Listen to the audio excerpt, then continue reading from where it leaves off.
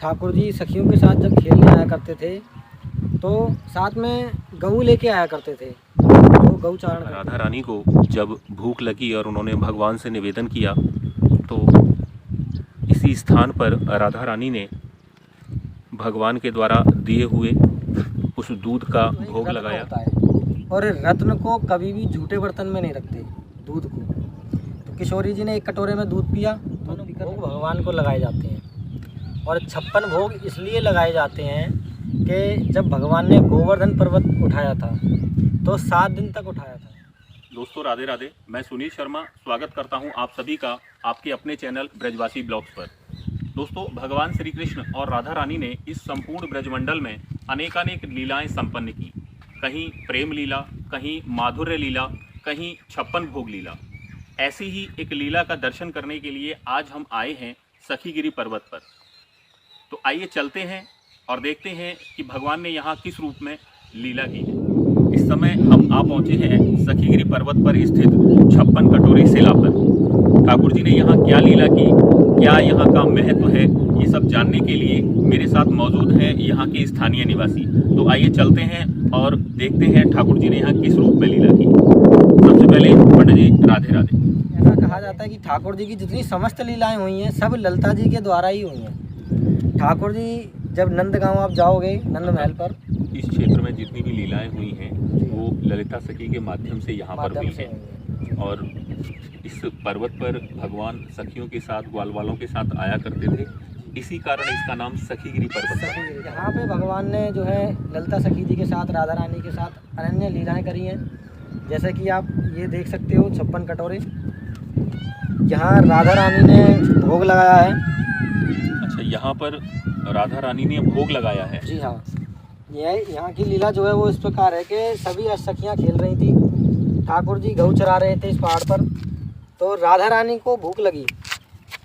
जब भूख लगी है राधा रानी को तो भगवान से कहा कि श्याम सुंदर मुझे भूख लगी है, कुछ भोजन का उपाय करिए। तो श्याम सुंदर कहते हैं कि किशोरी जी मैं यहाँ भोजन तो साथ नहीं लाया हूँ, मैं तो यहाँ गऊ चराने के लिए आया हूँ। तो आप ऐसा कीजिए, धार काट लीजिए।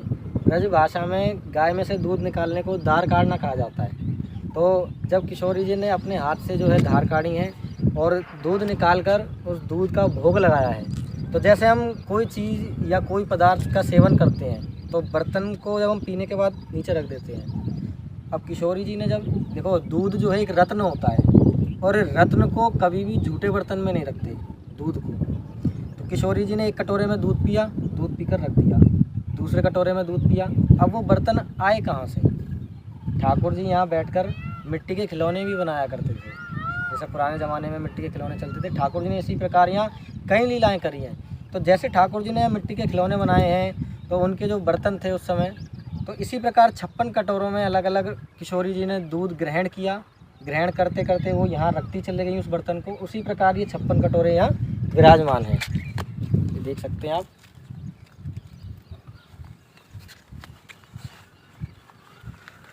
जैसा पंडित जी बता रहे हैं कि इस स्थान पर राधा रानी ने भगवान से जब उन्हें भूख लगी तो खाने के लिए कुछ मांगा है, तो भगवान ने यहाँ गाय के दूध को राधा रानी को प्रसाद के रूप में, खाद्य पदार्थ के रूप में उन्हें दिया है। और जिन कटोरों में भगवान ने राधा रानी को दूध दिया है उन कटोरों को एक एक करके पीने के बाद राधा रानी ने इसी स्थान पर रखा, इसी शिला पर रखा। और जहाँ जहाँ पर भी उन्होंने कटोरों को रखा है वहीं पर ये निशानियाँ हैं, ये कटोरों के चिन्ह बने हुए हैं जिनका दर्शन हम आज भी कर सकते हैं। ये आप देख सकते हैं जहाँ मेरी उंगली रखी हुई है, ये कुछ कटोरे बड़े हैं, कुछ छोटे हैं, अलग अलग प्रकार के, अलग अलग साइज़ों के यहाँ ये कटोरे हैं।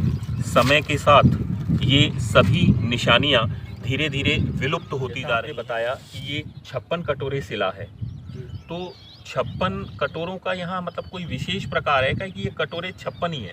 देखिए, विशेष प्रकार इस प्रकार है इसका कि 56 भोग भगवान को लगाए जाते हैं। और 56 भोग इसलिए लगाए जाते हैं कि जब भगवान ने गोवर्धन पर्वत उठाया था तो 7 दिन तक उठाया था भगवान ने जी। और मैया यशोदा का नियम था कि वो एक दिन में 8 बार भोग लगाया करती थी ठाकुर जी। भगवान को 8 बार भोजन कराया करती थी। 8 बार भोजन कराया करती थी मैया यशोदा ठाकुर जी को।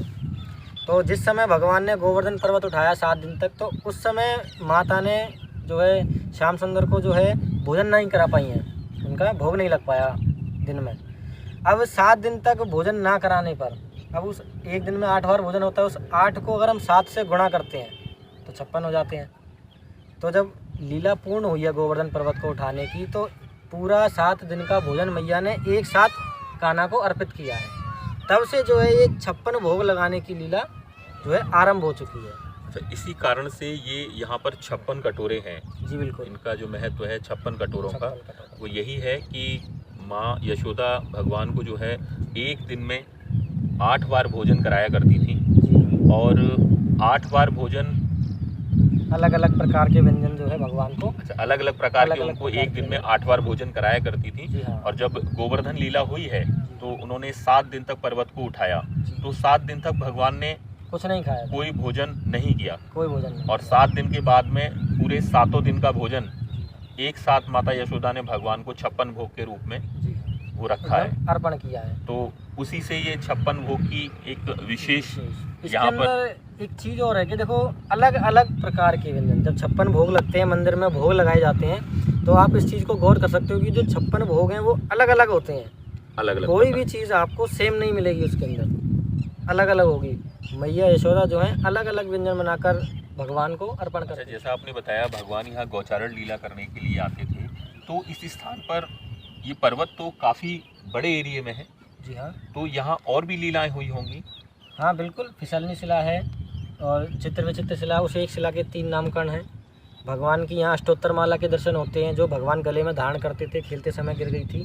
अच्छा, इस पर्वत पर यानी भगवान ने बहुत सारी लीलाएं की सारी लीलाएं करी तो हैं। गौचारण लीला के समय मतलब ये वन भूमि जंगल रहा होगा यहाँ पे। ये पूरा जंगल है। जब भी आप पर्वत के ऊपर खड़े होकर देखोगे तो आसपास आपको पूरा जंगल ही जंगल दिखाई देगा। यहाँ आप चारों तरफ देख सकते हैं, ये पेड़ हैं और जो है खेत वगैरह हैं, पूरा जंगल ही जंगल यहाँ मौजूद है। भगवान ने यहाँ देखो गौचारण जो होती है, गाय जो चरने जाती हैं वो जंगल में चरने जाती हैं, इसलिए इस जगह पर आसपास जंगल है। ठाकुर जी यहाँ इसलिए जो है गौचारण की लीला करने के लिए आते थे। और ये जो गांव है, ये जिस स्थान पर आप बैठे हो, ये यूपी का पहला गांव है। यहाँ से आगे जो है राजस्थान स्टार्ट हो। जैसा हम देख पा रहे हैं सामने ये जो वीडियो में सफ़ेद रंग का मंदिर है, ये ललिता सखी का मंदिर है, जो राधा रानी की अष्ट सखियों में प्रधान सखी जिन्हें कहा जाता है ललिता सखी, ये उन्हीं का गांव है जहां पर ये मंदिर हम देख पा रहे हैं। ये स्थान इस पर्वत से 500 से 600 मीटर की दूरी पर स्थित है। इस पर्वत पर भगवान ने द्वापर युग में अनेकानेक लीलाएं संपन्न की, अपने ग्वाल वालों के साथ, अष्ट सखियों के साथ, स्वयं ब्रज अधिष्ठात्री राधा रानी के साथ। बड़ा विशेष महत्व है इसी स्थान पर भगवान ने अनेकानेक लीलाएं संपन्न की। उन्हीं लीलाओं में से एक का आज हमने दर्शन किया, जिसे 56 कटोरे लीला के नाम से जाना जाता है। उस स्थान को 56 कटोरे शिला कहा जाता है। बहुत ही दिव्य और पौराणिक स्थान है ये। तो आज हमने दर्शन किया 56 कटोरे शिला का और उस स्थान का जहां भगवान ने राधा रानी के साथ दिव्य लीला की। ये स्थान बरसाने से 2 से 3 किलोमीटर की दूरी पर है। आप भी यहाँ दर्शन करने के लिए आ सकते हैं। दोस्तों, आज का ये वीडियो आपको कैसा लगा हमें कमेंट बॉक्स में लिखकर अवश्य बताएं। साथ ही आप हमारे चैनल को अधिक से अधिक सब्सक्राइब करें और बेल नोटिफिकेशन को भी ऑन कर लें, ताकि हमारे सभी वीडियो की सूचना आपको मिलती रहे। फिर मिलते हैं एक नए स्थान पर एक नए वीडियो के साथ। आज के लिए इस वीडियो में बस इतना ही। जय जय श्री राम।